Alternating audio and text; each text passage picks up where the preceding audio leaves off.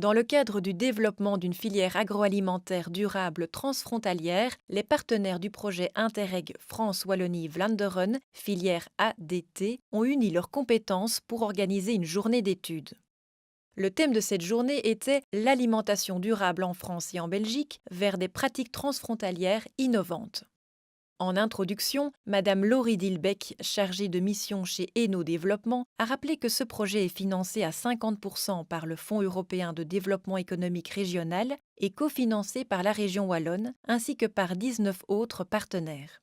Tous se sont engagés dans la mise en œuvre de ce projet et se sont impliqués dans 4 modules principaux, à savoir la mise en réseau des acteurs de la filière, la mobilisation des consommateurs vers une alimentation durable, la promotion des savoir-faire agroalimentaires transfrontaliers et l'accompagnement au développement transfrontalier des TPE et PME belges et françaises.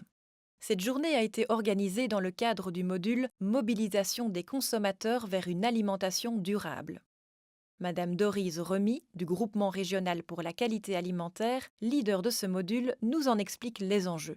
On souhaite informer le mangeur sur tout ce qui touche à l'alimentation durable transfrontalière, c'est-à-dire qu'on souhaite l'informer sur les pratiques durables des entreprises d'un point de vue économique, social, environnemental et également temporel.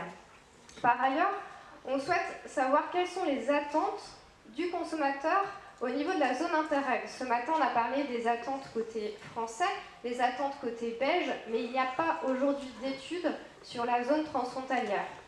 Donc on va travailler dessus et l'ensemble de ces résultats permettra d'alimenter les informations qui seront développées dans les autres modules. À savoir que donc il y a d'autres modules dans ce projet Interreg qui touchent d'autres maillons de la filière. Il y a par exemple des actions en B2B pour les producteurs, il y a des actions à destination de la restauration, etc. Voilà, donc c'est aujourd'hui comment est-ce qu'on prend en compte les remarques des consommateurs, comment les maillons peuvent prendre en compte ces remarques pour éventuellement changer, innover et aller vers une alimentation plus durable. La matinée était animée par un groupe de 3 experts en alimentation durable. Monsieur Gabriel Tavoularis, du CREDOC, a présenté les résultats de l'étude sur les comportements alimentaires des Français en 2013. Madame Karine de Rieder, du WIV ISP, a montré les tendances et les habitudes alimentaires des Belges sur base d'une étude réalisée entre 2014 et 2015. Enfin, Madame Marie Decima, du CERDD, a évoqué les difficultés liées à la structuration des systèmes alimentaires durables. Le second temps fort de la matinée consistait en une table ronde. Tous les maillons de la filière alimentaire ont pu échanger leur point de vue sur le thème « Comment les maillons de la filière s'adaptent-ils pour répondre aux nouvelles attentes des consommateurs en matière d'alimentation durable ?» Madame Geneviève Severin, présidente du supermarché collaboratif Superquinquin de Lille, a quant à elle représenté la distribution. Monsieur Bernard Main, du Collège des producteurs belges, a présenté les résultats de leur enquête auprès des consommateurs. Il souligne que la majorité d'entre eux souhaiteraient voir se développer un label Prix juste payé aux producteurs. Madame Manon Henrion, de Happy Restauration, représentait les transformateurs et les entreprises de restauration collective. Madame Henrion a mis l'accent sur l'importance d'un approvisionnement responsable. Madame Alice Cozzi, cofondatrice de Foodwin, Food Waste Innovation Network, a présenté ce réseau européen d'innovation dans le traitement et la réduction du gaspillage alimentaire. Ce réseau facilite le partage des bonnes pratiques entre les différents acteurs de la chaîne alimentaire. Madame Françoise Botson, de Wagralim, a présenté la stratégie du projet d'avenir pour faire évoluer le système agroalimentaire wallon vers plus de durabilité. Madame Célia Potvin, du CLCV, a exposé les résultats de l'étude menée en partenariat avec l'INRA, l'étiquetage au service d'une alimentation durable, le point de vue des consommateurs. Cette table ronde a souligné d'une part la profusion d'actions entreprises par l'ensemble des acteurs transfrontaliers et d'autre part la nécessité d'un regard systémique. Tous les maillons de la filière doivent agir ensemble pour trouver de nouvelles solutions innovantes. Pendant le repas de midi, les participants se sont inscrits à l'un des 4 ateliers proposés. Le premier atelier, de l'assiette rentable à l'assiette durable, consistait en une réflexion sur l'insertion de produits alimentaires durables dans les cantines scolaires. Le deuxième atelier, Elle est durable, mon étiquette, portait sur l'examen des étiquettes de 2 produits. Les membres du groupe ont réfléchi sur l'importance d'y mentionner les critères de durabilité du produit et de son emballage. Bientôt la poubelle anti-gaspi était le sujet du 3e atelier. Son but était d'identifier les solutions existantes ou à inventer face au gaspillage alimentaire familial, scolaire ou encore professionnel. Enfin, le 4e atelier pour boucler les boucles a cherché à identifier les freins, les coopérations ou coproductions indispensables entre les acteurs d'une boucle, c'est-à-dire d'un circuit court et local. La conclusion de cette journée a été présentée par Madame Anne-Sophie Hansen de l'ONG wallonne Group One. J'ai essayé plutôt d'identifier des mots que j'entendais dans les différents ateliers et de se dire, mais tiens, finalement, c'est quoi les points d'attention quand on veut aller vers une filière alimentaire durable.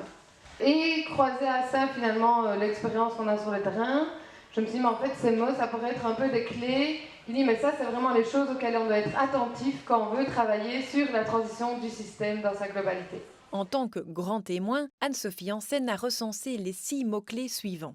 Complexité, car les freins et les obstacles rencontrés sont multiples.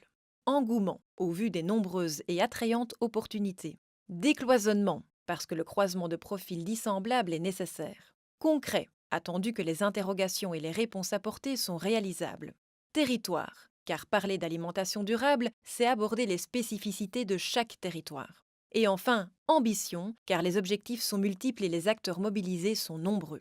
Aujourd'hui, parler d'alimentation durable, c'est appréhender ces 6 notions et les faire jouer entre elles. Le président du groupement régional pour la qualité alimentaire, M. Xavier Garonneau, a clôturé la journée en remerciant les différents acteurs institutionnels et professionnels présents. Effectivement, cette journée alimentation en France et en Belgique vers des pratiques transfrontalières innovantes nous aura permis d'identifier les attentes des mangeurs, d'échanger sur les différentes perspectives et contraintes en amont comme en aval pour y répondre et de tracer des pistes d'action pertinentes et innovantes. Les différentes interventions, les débats interactifs et les travaux de groupe qui ont été programmés au cours de cette journée ont notamment mis en évidence que plusieurs conditions préalables ainsi que de réels engagements de la part de l'ensemble des parties prenantes sont requis et constitueront de fait les facteurs clés de succès de ce projet fort ambitieux, le projet filière agroalimentaire durable transfrontalière.